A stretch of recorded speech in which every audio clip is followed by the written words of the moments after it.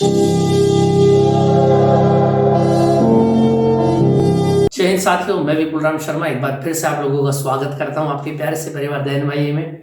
दोस्तों, उम्मीद है बहुत बेहतर और अच्छे से आप अपनी तैयारी परीक्षा में लगे हुए होंगे।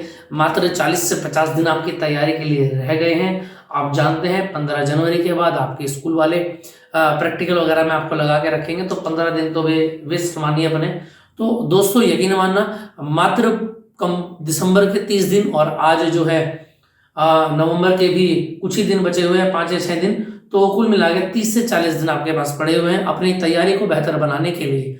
और हम अपनी पूरी टीम के साथ आप लोगों की एग्जाम्स के लिए, प्रिपरेशन के लिए कुछ नई नई चीज़ें लेकर के आने वाले हैं। तो उम्मीद है आप बहुत बेहतर, जैसे कि आपने पहली वीडियोस पर बहुत अच्छे व्यू दिए हैं और बहुत अच्छे से अपने काम को कंप्लीट किया है, आगे भी करते रहेंगे। चलिए स्टार्ट करते हैं दोस्तों आज की बात को। Lecture number 125।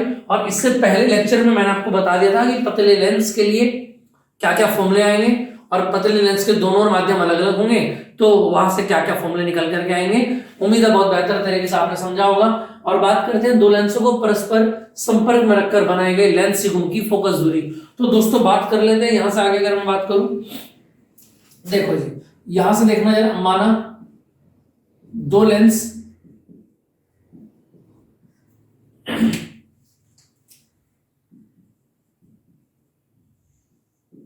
जिनकी फोकस दूरी F1 है, F2 है, परस्पर संपर्क में रखकर एक लेंस युग्म बनाया गया है। ठीक है भैया, क्लियर है इतनी बात। अब देख लेते हैं ये लेंस युग्म बना कैसा है। यहां पर मैं आपको बना के दिखा देता हूं। ये यहां देख लेता हूं, मैं इसको यही बना देता हूं।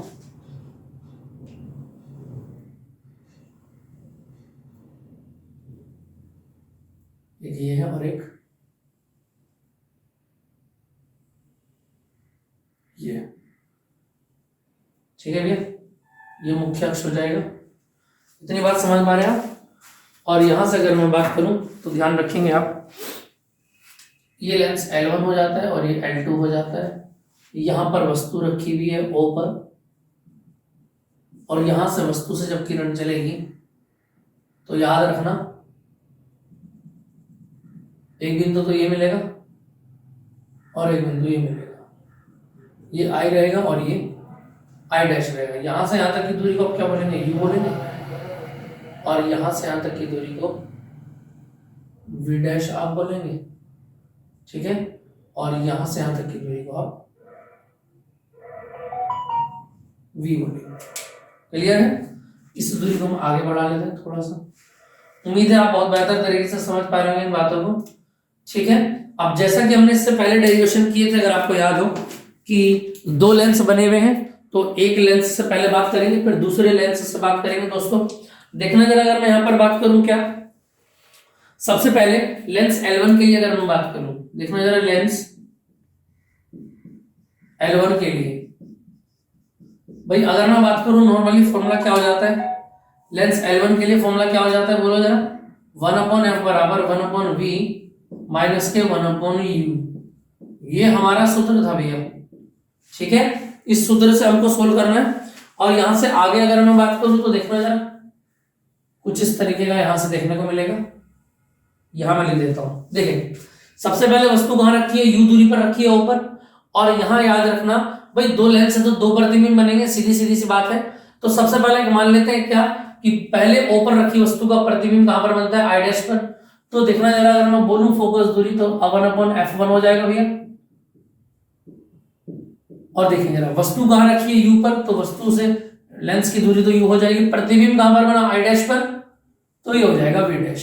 समीकरण नंबर 1। अब जैसा कि पहले डेरिवेशन में हमने किया था, लेक्चर नंबर 123 और 124 में आपने देखा होगा क्या कि पहले लेंस द्वारा बनाया गया प्रतिबिंब दूसरे लेंस के लिए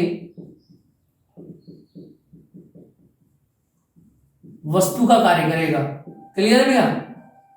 कुछ बात समझ में आ पा रही है?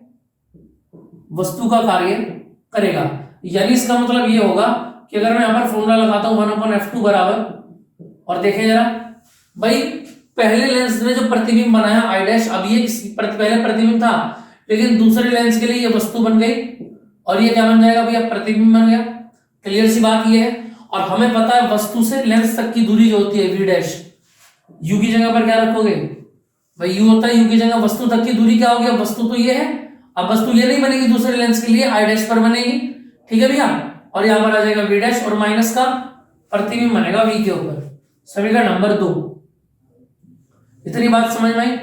एक समीकरण में 2 को ऐड कर लेते हैं, 1/f1 प्लस 1/f2, और जब इसको ऐड करेंगे तो देखना जरा, जब ऐड करेंगे तो 1 ऊपर से आएगा 1/v डैश माइनस 1/u, और नीचे से आएगा 1/v माइनस के 1/v डैश। क्लियर है भैया?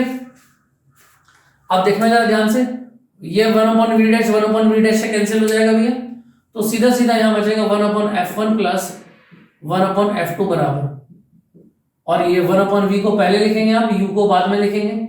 समीकरण नंबर 3 आप इसकी बनाते हैं। क्लियर है? अब अगर मैं बोलूं क्या, माना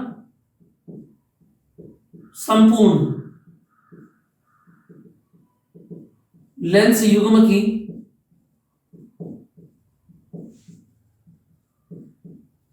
फोकस दूरी f है, तो देखना जरा, यानी 1/f बराबर क्या बनेगा? 1/v माइनस के 1/u।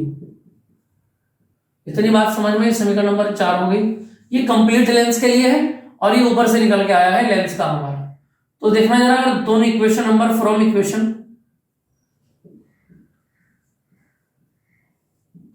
3 और 4 देखना जरा, 1/v माइनस, जब राइट पार्ट बराबर तो लेफ्ट भी बराबर होंगे, तो 1/f बराबर हो जाता है सीधा सीधा 1/f1 प्लस 1/f2, और यही बन जाता है आपका लेंस युग्म का फॉर्मूला। क्लियर बात समझ में आ पा रही है कि नहीं आ पा रही है?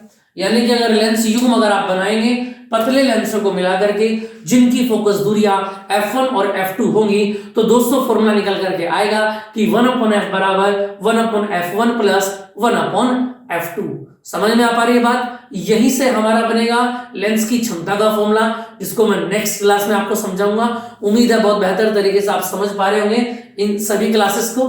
तो दोस्तों बने रहिए हमारे साथ, ये काफी इंपॉर्टेंट डेरिवेशन है, एग्जाम में पूछा भी जा चुका है। ठीक, मिलते हैं नेक्स्ट क्लास में और नए बेहतर टॉपिक के साथ। तब तक के लिए जय हिंद।